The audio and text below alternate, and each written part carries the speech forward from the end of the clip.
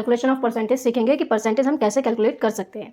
ठीक है, जैसे मान लीजिए फर्स्ट आपसे कह दिया 25% ऑफ 60, यानी आपको 60 का 25% आपको कैलकुलेट करना है कि 60 का 25% कितना होगा।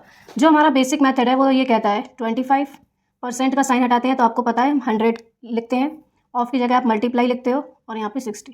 ठीक है, 25 1 जा 25, 25 4 जा 60, 4 1 जा 4, 4 15 जा 60, तो हमारा आंसर कितना आ गया 15 आ गया कि 60 का 25% कितना होगा 15 होगा। अब ये थोड़ा अगर आप मेथड अगर प्रैक्टिस करते रहोगे तो आपको पता होना चाहिए, या आप खुद ही आपके माइंड में स्ट्राइक हो जाएगा। जैसे मान लो सेम क्वेश्चन आपसे कह दिया जाए 25% ऑफ 60, तो आपको ये पता होना चाहिए 25% को हम 1/4 भी लिख सकते हैं। 1/4 क्यों, 25 अपॉन क्या होगा 100, अब 25 को आपने 100 से डिवाइड किया तो कितना आया 1/4। ठीक है, तो हम डायरेक्ट लिख सकते हैं कि 1/4 इंटू 60, बहुत ईजी कैलकुलेट हो जाएगा, आंसर कितना आ जाएगा 15। ठीक है, आपका बेसिक मेथड ये है, लेकिन आप जैसे प्रैक्टिस करते जाओगे तो आप खुद ही कैलकुलेशन हो जाएगा कि 25% को हम 1/4 लिख सकते हैं। तो इस तरह से हम परसेंटेज की कैलकुलेशन कर सकते हैं। अब मान लीजिए क्वेश्चन है कि आपने कोई एग्जाम दिया, उसमें आपके 400 मार्क्स आए आउट ऑफ 600। ठीक है, आपने कोई एग्जाम दिया, आपका रिजल्ट आया जिसमें आपके 400 मार्क्स आए, किसमें आउट ऑफ 600, यानी 600 में से 400 मार्क्स आए। अब बच्चे कहते हैं हमारी परसेंटेज कितनी बनी, उनको थोड़ा इसमें प्रॉब्लम हो जाता है, तो हम उसे कैसे कैलकुलेट कर सकते हैं, जितने मार्क्स आपने ऑब्टेन करे हैं, आपके आए हैं, अपॉन जितने में से आए हैं टोटल मार्क्स कितने हैं 600, इसकी मल्टीप्लाई कर देंगे 100% से। ठीक है, हमारा फॉर्मूला होता है marks obtained upon total marks into 100%। ठीक है, इसमें आप वैल्यू रख के आप आंसर कैलकुलेट कर सकते हो।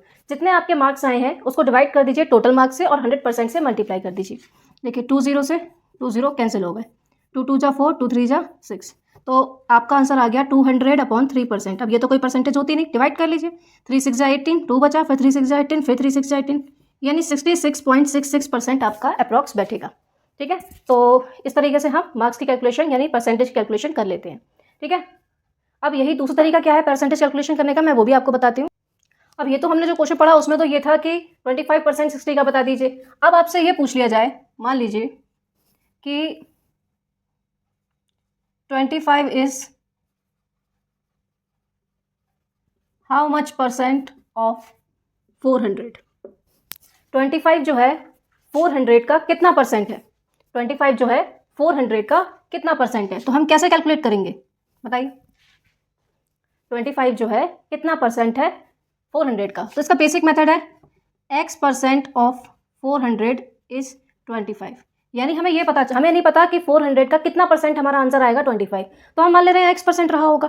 x% किसका 400 का कितना है 25 है, इसको सॉल्व कर दो, x upon 100 into 400 is equals to 25, cancel कर दीजिए, 25 अपॉन 4 कितना हो जाएगा,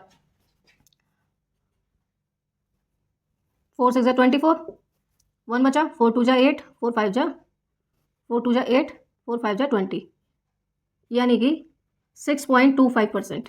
ये जो 25% है ये 400 का 6.25% है। अब इसी को हम शॉर्ट से करें तो क्या करेंगे, जो भी आंसर है इसको आप डिवाइड कर दीजिए, किसका है ये 400 का, और 100% से मल्टीप्लाई कर दीजिए।